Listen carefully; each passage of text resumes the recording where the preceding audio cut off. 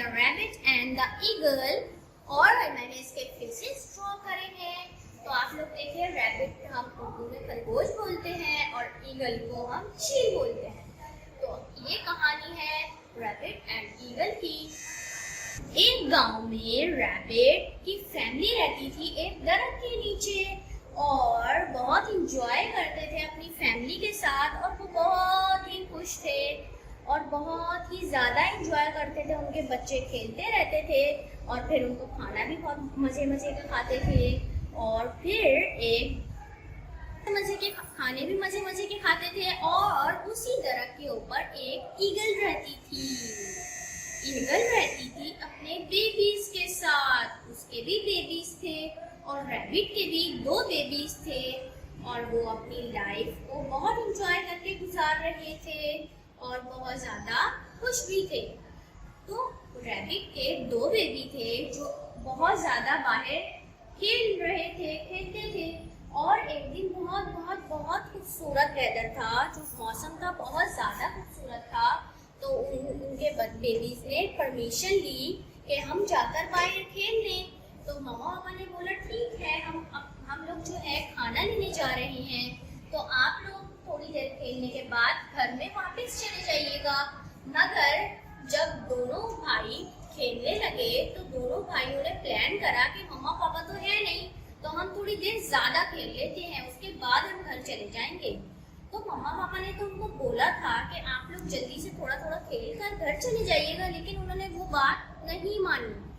फिर ऊपर से एक चील बैठी हुई देख रही थी जो उस दरख्त के ऊपर रहती थी। तो वो चील देखती रही और उसको एक प्लान सूझा। तो चील को एक आइडिया आया। आइडिया पता है क्या था?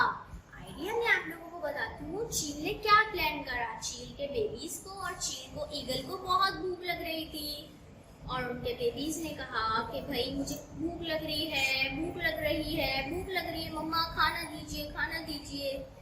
तो फिर क्या हुआ, ईगल के माइंड में एक प्लान आया।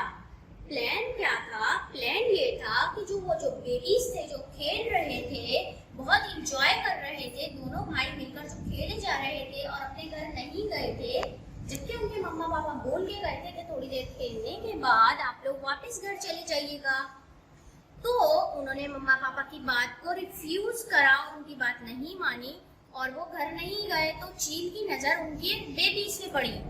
तो रैबिट जो दोनों रैबिट्स थे वो बाहर खेलने लगे और खेलते खेलते इतने इंटरेस्ट लेके खेल रहे थे कि उनका ध्यान ही नहीं गया चील पर।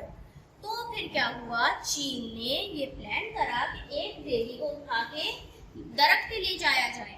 और चील जोर से आई फ्लाई करती हुई और उसका निशाना चूक गया और वो रैबिट, दूसरा वाला जो रैबिट था, वो अपने घर के अंदर भाग गया और जो उसका जो छोटा वाला भाई था वो वहीं पे खड़ा हुआ था, वो वहीं पे बैठा हुआ था। तो दोबारा से चील आई और दोबारा से उसने अपने पंजों में उस रैबिट को पकड़ा और ऊपर फ्लाई करती हुई ले गई।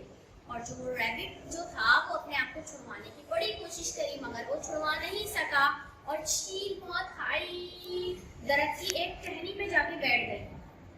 तो अब वो बोलने लगा छोड़ो छोड़ो छोड़ो, लेकिन उस चील के पंजे इतने खतरनाक थे, उसके नेल्स जो थे बहुत ज्यादा वो शार्प होते हैं, तो उसने नहीं छोड़ा और वो अपने बेबीज के पास ले गई, वो नेस्ट में ले गई, घोंसले में। और वो उड़ती उड़ती उड़ती उड़ती उड़ती एक दरख्त की टहनी पे जाके बैठी और अपने बेबीज को पहले देखा दूर से उसने, उसके बाद वो घोंसले में अपने वो बेबी ले गई। और उसने क्या करा, उसने देखा कि बच्चे बहुत भूखे हैं, तो उस रैबिट के बेबी को मार दिया। जो उसको बड़ी भूख लग रही थी, उसने अपने बच्चों को भी खिलाया और खुद भी बहुत इंजॉय करके उस रैबिट के बेबी को खा लिया। तो उसने बड़ा इंजॉय करके रैबिट को खाया और बहुत ज्यादा बेबीज ने इंजॉय करा। और मम्मा पापा की बात नहीं मानने का यही नतीजा होता है, अपने मम्मा पापा की बात हमें माननी चाहिए। और वो जो दूसरा उसका भाई था बड़ा वाला रैबिट का, तो वो बहुत ही ज्यादा डर गया था कि मुझे भी ले जाएंगे अच्छी। तो जैसे ही उसके मम्मा पापा आए, मम्मा पापा ने कहा कि आपका छोटा वाला भाई कहाँ है, रैबिट से पूछा। तो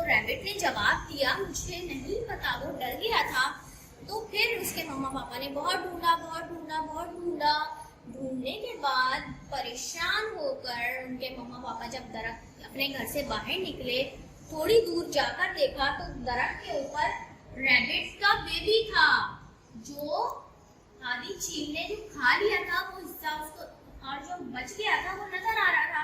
तो उसके मम्मा पापा बहुत अपसेट हुए, इतने अपसेट हो गए, और उसने चील से ये बोला कि तुमने बहुत गलत करा है, तुमने इस तरह हमारे बेबी को खाने के बाद और खा लिया, ये तो बहुत गलत करा।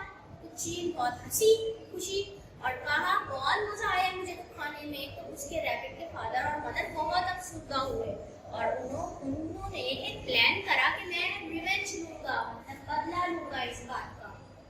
तो उसने क्या करा उन रैबिट्स ने, तो रैबिट्स ने तीसरे दिन ये प्लान करा कि हम अपने बेबी को, दूसरे वाले बेबी को समझाएंगे और कि वो अपने घर में रहे, और हम जो नीचे जो घर बना हुआ है उसको डिगिंग करेंगे, हम लोग उसको बहुत खोदेंगे, उस दरख्त के जब खोदेंगे तो हम उसके ईगल्स के बच्चों को पकड़ के मार देंगे। उन्होंने ये प्लान करा था, लेकिन फिर उन्होंने जब डिगिंग करना स्टार्ट करी, जब खोदा जब खोद लिया दरख्त, तो फिर क्या हुआ, तो वो दरख्त खोखला हो गया अंदर से। तो वो रोज थोड़ा खोदते थे, डिगिंग करते थे, और फिर वो जो दरख्त था वो बहुत ज्यादा हिलने लगा और खोखला हो गया।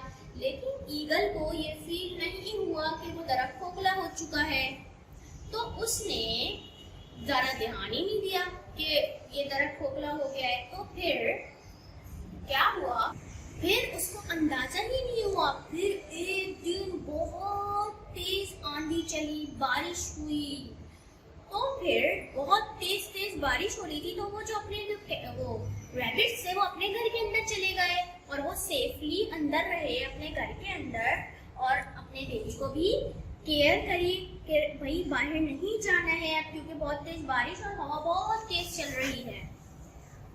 लेकिन जो ईगल थी उसने अपने बेबी को सेव करने की कोशिश करी, लेकिन अचानक से इतनी तेज आंधी आना शुरू हो गई, बहुत तेज हवाएं चलना शुरू हो गई, और जो दरख्त की जो टहनियां थी वो टूट के साइडों में गिरने लगी।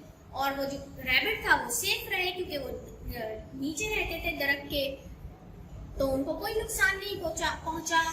और फिर क्या हुआ, जब बहुत तेज आंधी चलने लगी और ईगल का जो बेबीज थे जिस घोंसले में, वो उसकी जो घोंसला था वो टूटने लगा, बिखरने लगा, टूट कर नीचे गिरने लगा। तो इतनी देर में वो संभाल ही रही थी, अपने पर को खोलकर अपनी बेबीज को सेफ ही करना चाहती थी, लेकिन सेफ नहीं हुआ क्योंकि बहुत तेज आंधी थी। आंधी बहुत तेज थी, हवा बहुत तेज थी, जिसकी वजह से ट्रीज के शाखें, लीव्स, स्टेम्स सारे गिरना शुरू हो गए थे।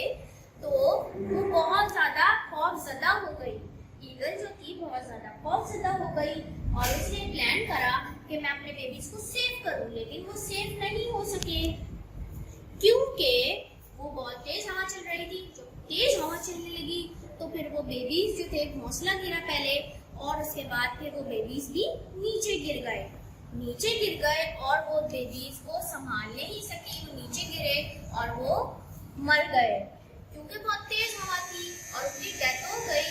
तो वो चील बहुत अफसरदा हुई कि मेरे बेबीज को मैं सेफ नहीं कर पाई। तो फिर उसको समझ में आ गई ये बात।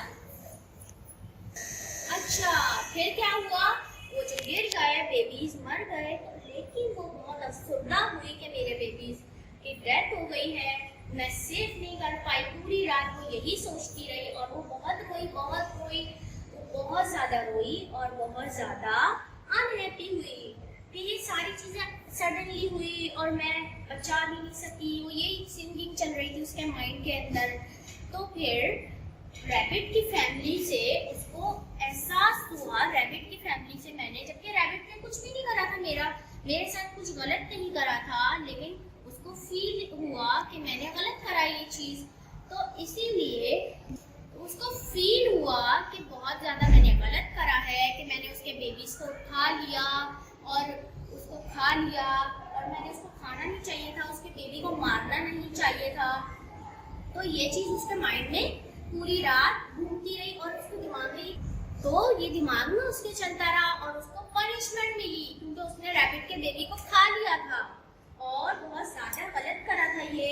तो उसको फील हुआ कि ये मुझे नहीं करना चाहिए था। उसकी आंखों में आंसू आ गए और वो रैबिट की फैमिली के पास आई, उसने सॉरी करा और ये एहसास हुआ उसको कि मैंने ये गलत करा था।